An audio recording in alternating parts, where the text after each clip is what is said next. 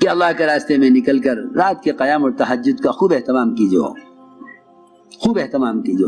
تہجد 1 سال صحابہ پر فرض رہی، 1 سال کے بعد اللہ نے تہجد کو نفل کیا ہے، ورنہ 1 سال تک صحابہ نے تہجد کی نماز بطور فرض کے ادا کی ہے، جس طرح فجر، ظہر، عصر، مغرب، عشاء ادا کی جاتی ہے۔ 1 سال فرض رہی، جب صحابہ عادی ہو گئے اس کے، پھر اللہ نے اس کو نفل کیا۔ آپ صلی اللہ علیہ وسلم تھکے ہوئے ہوتے تھے، صحابی نے اپنے چہرے کو دیکھ کر کہا آج تو آپ بڑے تھکے ہوئے معلوم ہو رہے ہیں۔ فرمایا میں نے اس بیماری کے ساتھ رات لمبی 7 سورتیں پڑھی ہیں قرآن کی، لیکن ہمارے کام کرنے والوں میں تہجد کا اہتمام نہیں ہے، تہجد کا اہتمام نہیں ہے۔ دیکھیں لمبے مشورے ہو گئے، تہجد چھوٹ گئی، تھک گئے، بلکہ اب تو ایسے بے عقل لوگ ہیں کہتے ہیں کہ یہ کام بڑا افضل ہے، یہ تو تہجد ہے، یہ تو نفل ہے۔ کیسی بے عقلی کی بات، کیسی بے عقلی کی بات ہے، کیسی بے عقلی کی سوچ ہے۔ حالانکہ وہ تہجد جس سے دعوت کی بات واضح ہو جاتی کہ قرآن کہتا ہے اقوم مقیلا، کہ رات کا قیام سب سے زیادہ دعوت کی بات کو واضح کرنے والا ہے، قرآن میں ہے اقوم مقیلا، کہ رات کا قیام اور تہجد دعوت کی بات کو واضح کرا دے گا، صحیح بات دل میں ڈالے گا۔ اور یہ فرمایا آگے ان لک فی النہار سبحا طویلا، کہ دن بھر دعوت کے کارناموں میں، دعوت کے تقاضوں میں اللہ کی مدد آپ کے ساتھ ہوگی اگر آپ رات کے قیام کا اہتمام کریں۔ اور سب سے زیادہ نفس کو کچلنے والا عمل ہے رات کا قیام۔ فرمایا اشد وطئا، کہ نفس کچلا جاتا ہے رات کے قیام سے۔ تو اس لیے تہجد کا خوب اہتمام کریں، تہجد کو اپنا معمول بنا لیں، اس میں رزق کی وسعتیں ہیں۔ تم جا کے اگر یہ نہیں کرو گے تو خدا کی قسم رزق کی وسعتیں سود میں دیکھو گے، جھوٹ میں دیکھو گے، جا کے حکام سے اپنے لیے سود یا قرضے کے مطالبے کرو گے۔ اگر رات کے تہجد اور قیام سے اور رات کو سونے سے پہلے سورہ واقعہ پڑھ کر اللہ سے کہ خزانہ تعلق قائم نہ کیا تو پھر تمہیں غیروں کی خوشامد کرنی پڑے گی حرام اسباب لینے کے لیے، اللہ کی خوشامد کرنی چھوڑ دو گے حلال اسباب لینے کے لیے۔ اپنے رخ کو بدلو، طبیعتوں کو بدلو، نکلو اس اسباب کی زنجیروں سے، آؤ اعمال کی حقیقت کی طرف، آؤ اعمال کی حقیقت کی طرف، اپنے آپ کو تہجد کا عادی بناؤ۔ اس طرح ہمیں رات کے قیام کا اہتمام کرنا ہے۔ عمل کی قیمت دلوں میں اترے گی جب تعلیم حلقوں میں جم کر بیٹھیں، جب تعلیم حلقوں میں جم کر بیٹھیں گے تو پھر عمل کی حقیقت دلوں میں اترے گی۔ یہاں بازار میں جم کر بیٹھا ہوا ہے، آج ایک چیز خریدی، 4 مہینے کے بعد خریدے گا، کہے گا کہ کیوں 100 روپے بڑھ گئے، پچھلی دفعہ لی تھی 200 روپے کی تھی، اب 300 ہی کیوں دے رہے ہو؟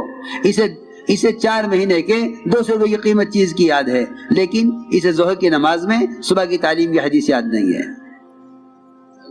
اس کو صبح کی تعلیم میں کی حدیث ظہر کی نماز میں یاد نہیں ہے کہ صبح تعلیم میں نماز سے متعلق کیا حدیث سنی تھی، اسے نہیں معلوم،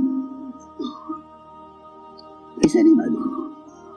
بازار میں بیٹھتے ہیں چوکنا ہو کر، تعلیم کے حلقے میں بیٹھتے ہیں غافل ہو کر، نہیں معلوم۔ اعمال میں احتساب پیدا کرنے کے لیے تعلیم کے حلقے ہیں، صبح شام تعلیم کے حلقے ہیں، اور تعلیم کے حلقے ہی ایمان کے حلقے ہیں کہ اللہ کے وعدوں کا یقین دلوں میں تازہ ہو۔ یہ تعلیم کا مقصد تھا۔ اس لیے جتنی جماعت اللہ کے راستے میں نکل رہی ہیں یہ صبح کی تعلیم میں 3 عمل کریں گی۔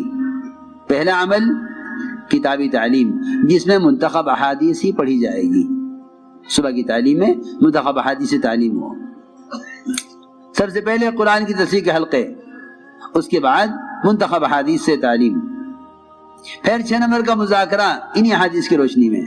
6 نمبر کا مذاکرہ ہمیشہ منتخب احادیث کی روشنی میں کرو، اس لیے کہ 6 نمبر سے متعلق حضرت نے حدیثیں جمع کی ہیں اسی کام کے لیے، تاکہ امت سمجھے کہ یہ 6 نمبر کیا ہیں۔ یہ 6 نمبر کیا ہے؟ نمبر نہیں ہے، یہ صفات ہیں۔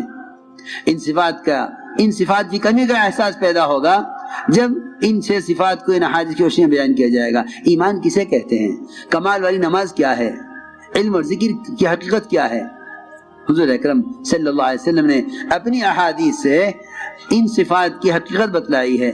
ہم اگر ان صفات کو بیان کریں گے تو ہمارے اندر ان صفات کے پیدا کرنے کا فکر پیدا ہوگا، میرا ایمان تو ایسا نہیں، میری نماز تو ایسی نہیں ہے، ہائے میں تو سمجھ رہا تھا کہ کالج اسکول میں پڑھنا بھی علم ہے، آج پتہ چلا کہ نہیں، علم وہ ہے جو اللہ کی ذات سے نکل کر آیا ہے اور محمد صلی اللہ علیہ وسلم کے طریقے سے آیا ہے، وہ علم ہے۔ ورنہ امت اس زمانے میں بڑی جہالتیں پڑی ہوئی ہے، سمجھتی ہے کہ اسکول کالج کا علم یہی علم ہے۔ نہیں، خدا کی قسم، یہ سب کا سب جہل ہے، سب کا سب جہل ہے۔ انسانی تجربات کو جہل کہا جاتا ہے اور انبیاء کے علاوہ علم کو علم کہا جاتا ہے۔ جو ہم سے اللہ چاہتے ہیں محمد صلی اللہ علیہ وسلم کے طریقے پر، وہ علم ہے۔ جو ہم سے مخلوق چاہتی ہے کائنات کے اسباب اور کائنات کی شکلوں میں، وہ فنون ہیں۔ علم اور فن کا یہ فرق ہے۔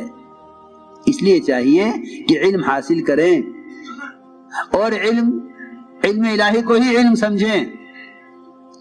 غیروں نے مسلمانوں کو اس جہالت میں جھونکا ہے، غیروں نے مسلمانوں کو اس جہالت میں جھونکا ہے کہ انہوں نے اپنا جہل پڑھانے کے لیے کہا مسلمانوں یہ بھی علم ہے، یہ بھی علم ہے۔ مجھے ملے ایک ڈاکٹر صاحب کہ جی میں چین جا رہا، کیوں؟ کہ ڈاکٹری پڑھنے کے لیے۔ اچھا، پوچھا میں نے، مجھے تو خبر تھی نہیں کیا ہے۔ میں نے کہا کہ یہاں نہیں ہوتی ڈاکٹری۔ اوہو، ایسی جہالت، ایسی جہالت، ایسی جہالت، ایسی جہالت۔ کہنے لگے میں نے حدیث میں پڑھا تھا کہ علم سیکھنے کی چین جانا پڑے تو چین جاؤ۔ ایسے جاہل، ایسے جاہل، علم سیکھنے کی چین جانا پڑے تو چین جاؤ، ایسے جاہل۔ میں نے کہا کہ اچھا تم مجھے سورہ فاتحہ سناتے جاؤ۔ واللہ اس نے مجھ سے یہ کہا میں نے سورہ فاتحہ نہیں سیکھی۔ دیکھ لو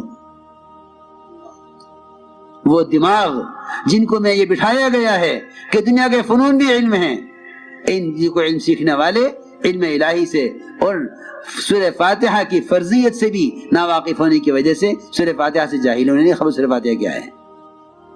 45 سال کا نوجوان سورہ فاتحہ نہیں جانتا، کیونکہ اس کو غیروں نے یہ سمجھایا ہے کہ صرف قرآن حدیث علم نہیں ہے، یہ بھی علم ہے۔ اور اس زمانے میں بہت سے پڑھے لکھے ایسے ہیں جو مسلمانوں کو یہ سمجھا کر فنون کی طرف لاتے ہیں کہ صرف قرآن حدیث علم نہیں، یہ بھی علم ہے۔ اور یہی وجہ ہے، میں تو کل ایک صاحب سے پوچھنے لگا، بتانے لگے کہ جی یہاں 26 کالج ہیں۔ میں نے کہا 26 کالج ہیں، مدرسے کتنے ہیں آپ کے علاقے میں؟ کہ 2 مدرسے ہیں۔ میں نے کہا کتنے غم کی بات ہے، 2 کالج ہوتے 26 مدرسے ہوتے دین کے، تب تو کوئی بات تھی۔ میں سمجھ گیا کہ تم راجستھان والوں کو دنیا کما کر غیروں کی طرح دنیا کی زندگی بنا کر اس میں تمہیں کامیابی نظر آتی ہے، آخرت سامنے نہیں ہے۔ آخرت سامنے ہوتی تو 2